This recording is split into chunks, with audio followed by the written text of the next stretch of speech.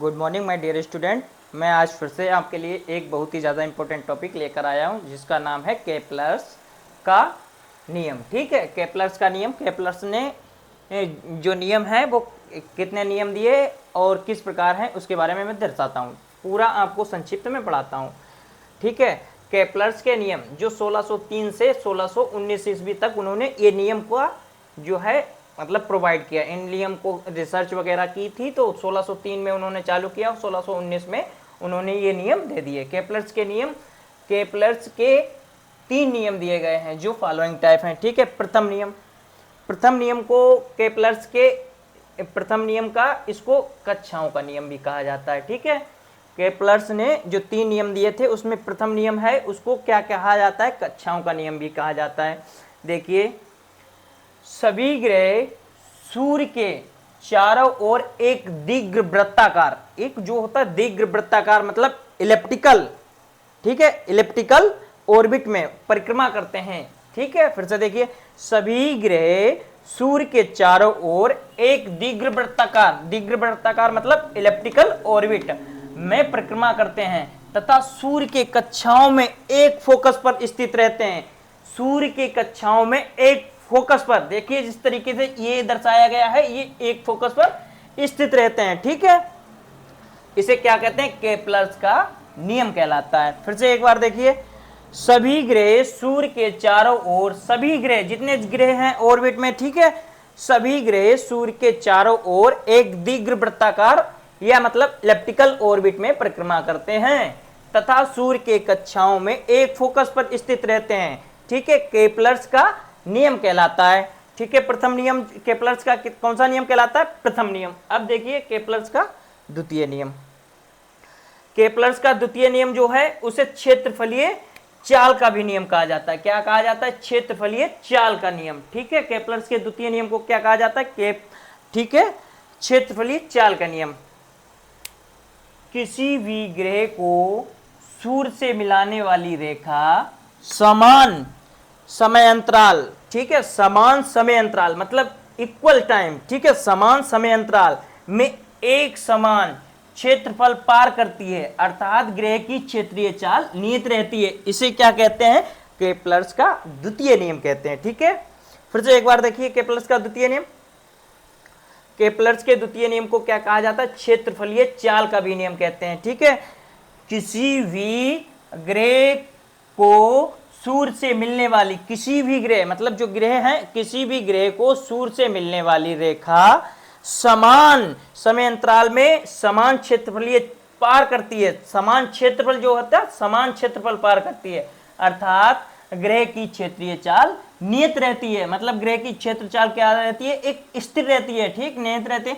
इसे केप्लर्स का द्वितीय नियम कहते हैं। ठीक है, इसका डेरिवेशन देखिए, ये इसका एक डायग्राम है जिसे मैंने ए वी सी डी और S D R D theta में दर्शाया है। ठीक है, देखिए डेरिवेशन, देखिए कोण ए वी सी डी में क्षेत्रीय चाल क्या होती है, क्षेत्रीय चाल कोण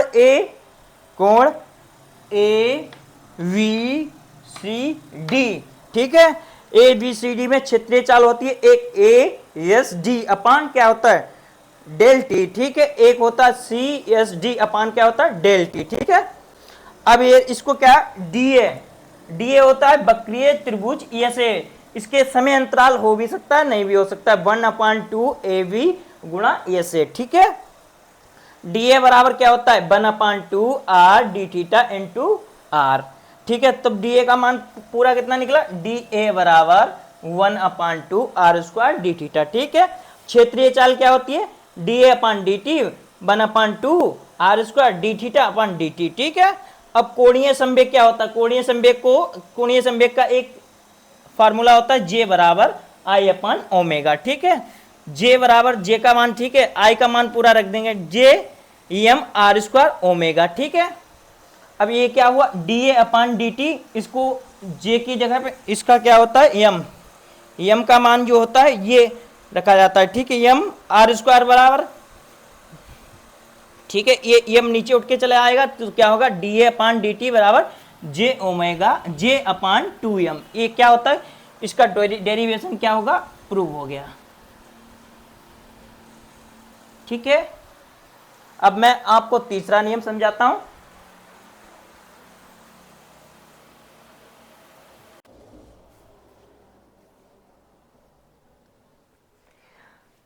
देखिए केपलर्स का तृतीय नियम क्या होता है। तृतीय नियम परिमाण कालों का नियम। ठीक है, परिमाण कालों का नियम, किसी भी ग्रह का सूर्य के चारों ओर परिक्रमण काल, किसी भी ग्रह का सूर्य के चारों ओर परिक्रमण काल, ठीक है, किसी भी ग्रह का सूर्य के चारों ओर परिक्रमण काल का वर्ग उसकी दीर्घवृत्ताकार अक्ष के अर्ध दीर्घ अक्ष के तृतीय घात धन के अनुक्रमानुपाती होता है। ये क्या कहलाता है, इसे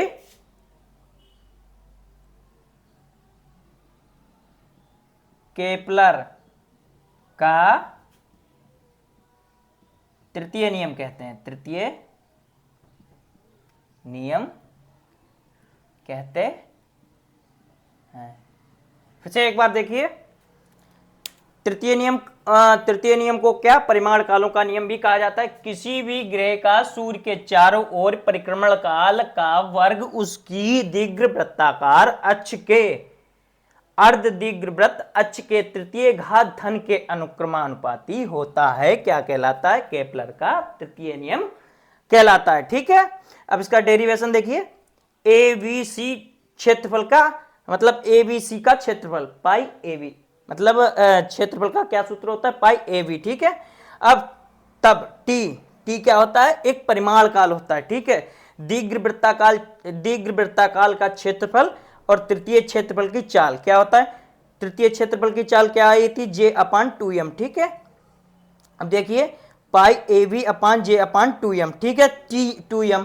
अब इसको क्या किया, ऊपर से यहां से ऊपर पहुंचाया, तो t बराबर 2m पाई ए बी अपान जे।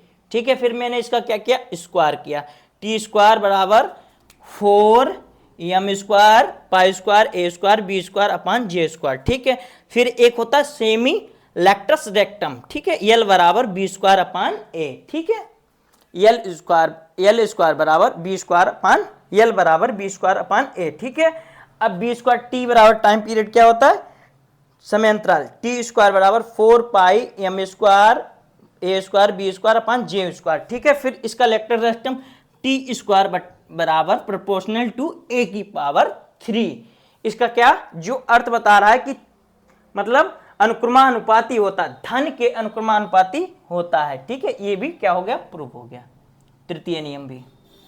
ठीक है, अगर आपको हमारा पढ़ाने का तरीका अच्छा लगता हो तो हमारे चैनल को क्या करें, सब्सक्राइब करें भाई।